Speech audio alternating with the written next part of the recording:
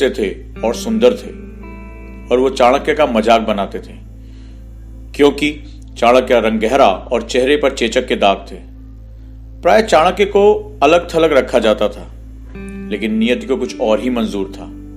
आइए मैं चाणक्य की बुद्धिमत्ता की वो कहानी आपको बताता हूं, जिसने न सिर्फ अन्य छात्रों से अपना लोहा मनवा लिया, साथ ही यह भी सिद्ध कर दिया कि बुद्धि की शक्ति के आगे शरीर की सुंदरता का महत्व बहुत कम है। एक दिन चाणक्य अपनी कक्षा की तरफ जा रहे थे। वो नदी के किनारे सूखी कुशा घास उनके पैरों में चुभ गई। चाणक्य दर्द से बिलबिला उठे, पैरों से खून निकल रहा था। उन्होंने पैर से कुशा के टुकड़े को निकाला और क्रोधित होकर उस घास को उखाड़ने लगे जिसने उन्हें चुनौती दी थी। अन्य सहपाठियों ने जब चाणक्य को ऐसा करते हुए देखा तो व्यंग करते हुए बोले, अरे वो देखो, बड़ी बड़ी बात करने वाला चाणक्य उस घास को ना कुचल सका जिसने उसके पैरों को घायल कर दिया। बड़ा आया देश के दुश्मनों को कुचलने वाला। चाणक्य इन तानों को नजरअंदाज किया और वो उस घास को उखाड़ने में लगा रहा। कुछ देर बाद चाणक्य को एहसास हुआ कि इस प्रकार वह शत्रु घास को नहीं समाप्त कर पाएगा।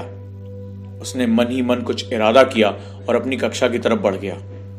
हा हा हा, बस हार गए चाणक्य, उसके साथी उसका मजाक बनाने लगे। उस समय चाणक्य ने कोई जवाब नहीं दिया। अगले दिन सहपाठियों ने देखा कि चाणक्य एक बड़े से मटके में कुछ गाढ़ा घोल लाकर घास के ऊपर छिड़कने लगे। ये देखकर सभी उस पर हंसने लगे। अरे देखो भाइयों, ये चाणक्य की नई युद्ध नीति है। जब ये शत्रु को नहीं हरा पाया तो दूध पिलाने लगा, जिससे वो और ताकतवर हो जाए। हमेशा की तरह चाणक्य ने कोई सफाई नहीं दी। मौन बहुत प्रखर बोलता है।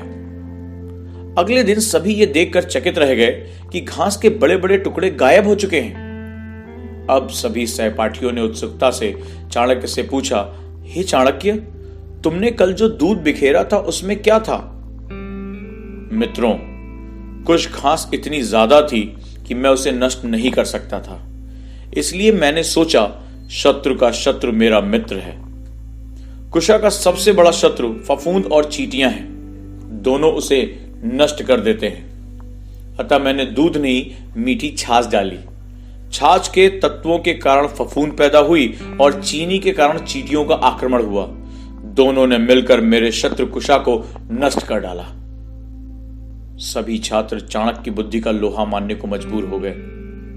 बुद्धि की सुंदरता शरीर की सुंदरता से कहीं ज्यादा तीव्रता से चमक रही थी। दोस्तों, जब दुनिया आपका मजाक उड़ाए तो उनका प्रतिरोध ना करिए। चुपचाप अपने काम में ईमानदारी से लगे रहिए। अपनी कामयाबी को बोलने दीजिए, क्योंकि जब कामयाबी बोलती है तो बहरे विरोधियों को भी सुनाई देती है।